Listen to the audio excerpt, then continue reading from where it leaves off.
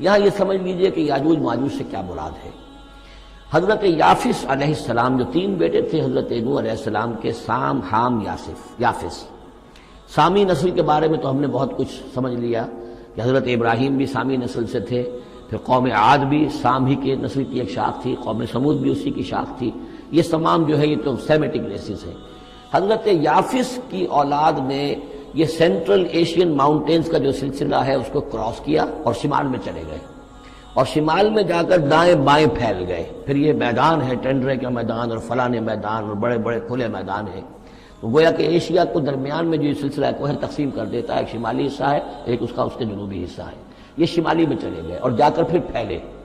پھیلنے میں وہ مشرق کی طرف آئے تو چین اور ہند چینی تک یہ ساری قومیں جو ہیں یہ یلو ریسز، یہ انہی کی نسل سے ہیں۔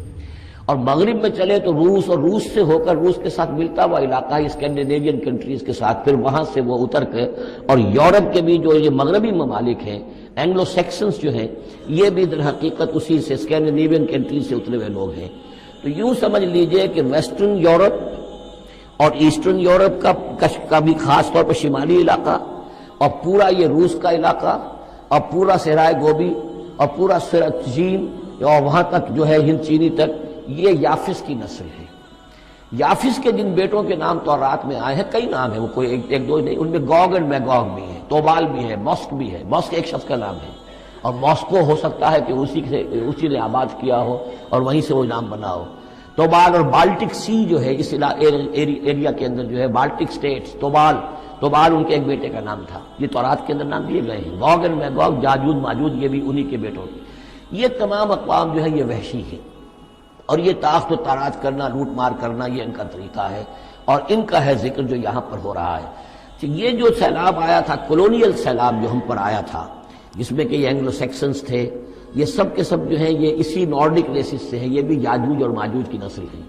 ایک سیلاب ان کا آ چکا ہے جو آیا تھا یورپ سے نکل کر، یہ کولونیل سیلاب آیا اور پوری دنیا کے اوپر چھا گیا تھا، ایشیا اور افریقہ کو انہوں نے فتح کیا، کولونائز کیا۔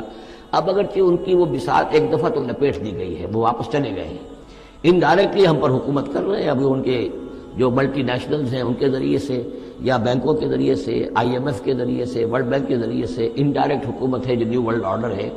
لیکن یہ ہے کہ ابھی ایک اور جو سیلاب ان کا آنے والا ہے وہ آتا ہے احوال قیامت کے معاملات میں۔ آرمگڈون کے بعد جب حضرت مسیح علیہ السلام کا نزول ہو چکے گا اور یہودیوں کا خاتمہ ہو چکے گا، اور پھر یہ کہ تمام جو عیسائی ہیں وہ مسلمان ہو جائیں گے، عیسائیت ختم ہو جائے گی حضرت مسیح علیہ السلام کے آنے کے بعد، اور مسلمان اور عیسائی مل کر ایک ملت بن جائیں گے، سب مسلمان ہوں گے۔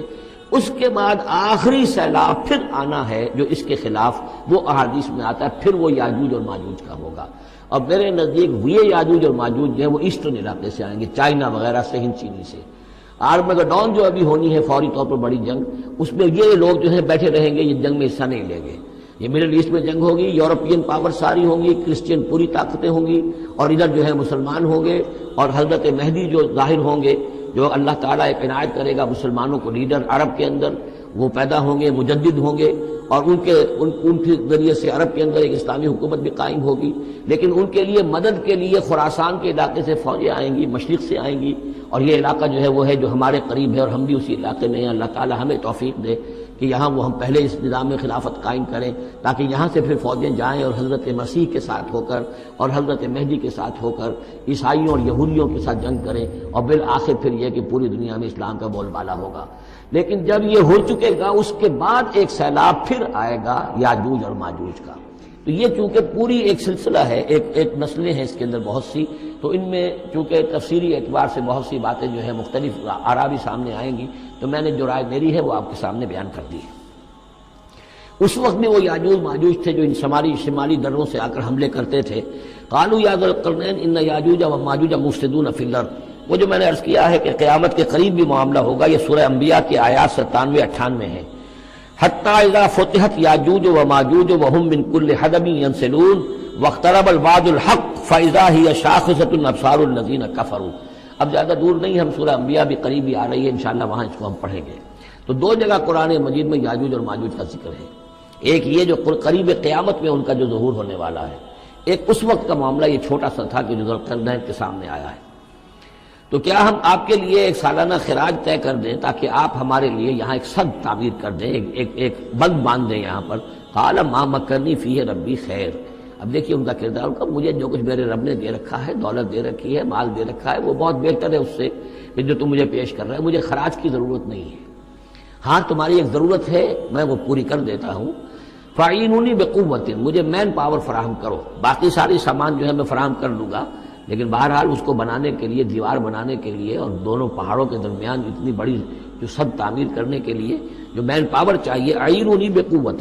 تو محنت کے ذریعے سے، مین پاور کے ذریعے سے میری مدد کرو۔ اجعل بینکم و بینہم ردما، میں ان کے اور تمہارے درمیان ایک موٹی دیوار بنا دوں گا۔ آتونی زبر الحدید، لاؤ میرے پاس تختے لوہے کے۔ حتیٰ اذا ساوا بین الصدفین، یہاں تک کہ جب دونوں جو اونچانے تھیں اس کے درمیان کا پورا علاقہ پر ہو گیا، بھر گیا، وہ لوہے کے تختے جو ہیں اس کے اندر بھرے جا رہے ہیں۔ حتیٰ اذا ساوا، برابر کر دیا دونوں پھانکوں تک پہاڑ کی، قال انفخوا، اب ان کا کہ آگ جلاؤ اس کے نیچے، وہ دہکا دی بھٹی جس سے کہ اب وہ لوہا گرم ہوا اور لوہے کی تختے جو ہیں وہ گرم ہو گئے۔ حتیٰ اذا جعلہ نارا، جبکہ وہ سارے کے سارے لوہے کے جو تپ گئے خود اور سرخ ہو گئے۔ قال آتونی افرغ علیہ قطرہ، تو کہا لاؤ میرے پاس پگھلا ہوا تانبا کہ میں اس کے اوپر انڈھیل دوں۔ تو اس طریقے سے ایک ری انفورس کنکریٹ سے بھی 10 گنا سمجھیے مضبوط شے انہوں نے بنا دی کہ اس میں لوہا اور پھر لوہا سیسا یا تانبا پلایا ہوا، تو اس طریقے سے ایک بڑی مضبوط دیوار قائم کر دی۔ اس دیوار کے جو آثار اب بھی موجود ہیں، دیوار تو موجود نہیں ہے، یہ داریال اور دربند کے درمیان یہ کشادہ راستہ ہے اب بھی، یہ ویسٹ کوسٹ جو ہے کیسپین کا، اس کے ساتھ اس کی لمبائی 50 میل اور اس کی اونچائی 29 فٹ اور 10 فٹ چوڑی یہ دیوار تھی جو اس وقت بنی ہے، یعنی جس طریقے سے کہ بنتے ہیں بڑے بڑے بند، ان سے بھی بڑی یہ تھی سد تعبیر کی گئی۔ السد العالی کہلاتا ہے اسوان ڈیم جو ہے، جو مصریوں نے بنایا تھا، بہت بڑا ڈیم، السد العالی، اونچی دیوار۔ تو ہمارے ہاں یہ تربیلا اور منگلا یہ سب کیا ہے، یہ اسی طرح کے ڈیم ہیں کہ پہاڑی سلسلے آ رہے ہیں، دریا سے آ رہا تھا، وہاں آپ نے دیوار کھڑی کر دی، پانی رک گیا اور وہ جھیل بن گئی۔ فَمَسْتَطَاعُوا أَن يَظْهَرُوهُ، تو انہوں نے کہا کہ اب یہ لوگ نہ تو یہ اس کے اوپر سے آ سکیں گے، اس کو نہ چڑھ سکیں گے، وَمَا اسْتَطَاعُوا لَهُ نَقْبًا، نہ اس میں کوئی سوراخ لگا سکیں گے، نقب لگا سکیں گے۔ قَالَ هَذَا رَحْمَةٌ مِّن رَّبِّي، یہ سب اتنا بڑا کارنامہ کر کے بھی انہوں نے کہا یہ سب رحمت ہے میرے رب کی طرف سے، میرا کوئی کمال نہیں،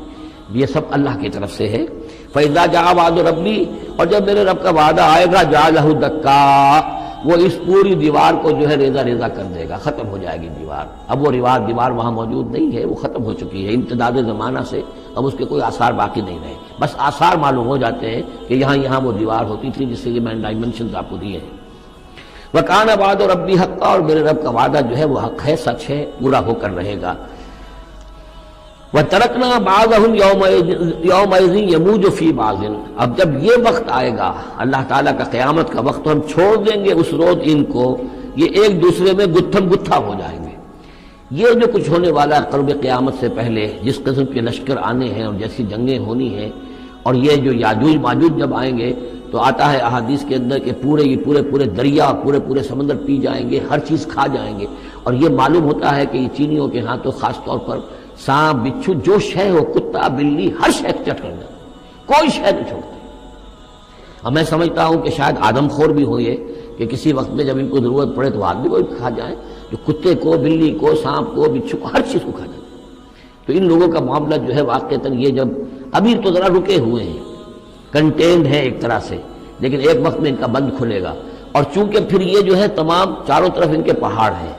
ہر پہاڑ کی اونچائی پر سے من کل حدب ینسلون، نیچے اترتے ہوئے نظر آئیں گے۔ اور یہ نقشہ بعین ہی اسی طرح اخبارات میں آیا تھا جب 62 میں وار ہوئی ہے نیفا میں، جو ہندوستان کا مشرقی جو علاقہ تھا جہاں کے چین اور بھارت کی جنگ ہوئی ہے،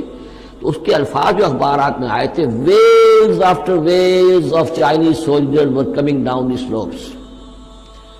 لہروں کی طرح، موجوں کی طرح چلے آئے، ان کے اتنے آدمی ہیں، ان کا تو کہنا یہ ہے کہ تم سب کے سب ہلاک ہو جاؤ گے، ہمیں تم ہلاک نہیں کر سکتے، ہم تو چیونٹیوں کی طرح جو ہے بلوں کے اندر گھس جائیں گے، ایٹمک وارفیئر کے بعد تمہارا تہس نہس ہو جائے گا، ہمارا کچھ نہیں بگڑے گا، ہم پھر نکلیں گے اور پوری دنیا کو فتح کریں گے، وہ یہ کہتے ہیں۔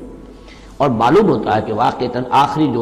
جو بھی اس دنیا کا اللہ تعالیٰ نے جو بھی ایک نظام سوچا ہوا ہے، اس میں جو قیامت سے پہلے کا سب سے بڑا واقعہ پھر یاجوج و ماجوج کا ظہور ہوگا، وہ لیکن یہ کہ اس کا یہ مطلب نہیں ہے کہ جو پہلے ہوا ہے وہ نہیں ہے، اس سے پہلے بھی یاجوج ماجوج اگر آج سے 2500 سال پہلے کا معاملہ بھی ہے تو آج سے چند سو سال پہلے کا بھی ہو سکتا تھا۔ یہ کسی یعنی ایک پورے یوں سمجھیے نسل کا نام ہے۔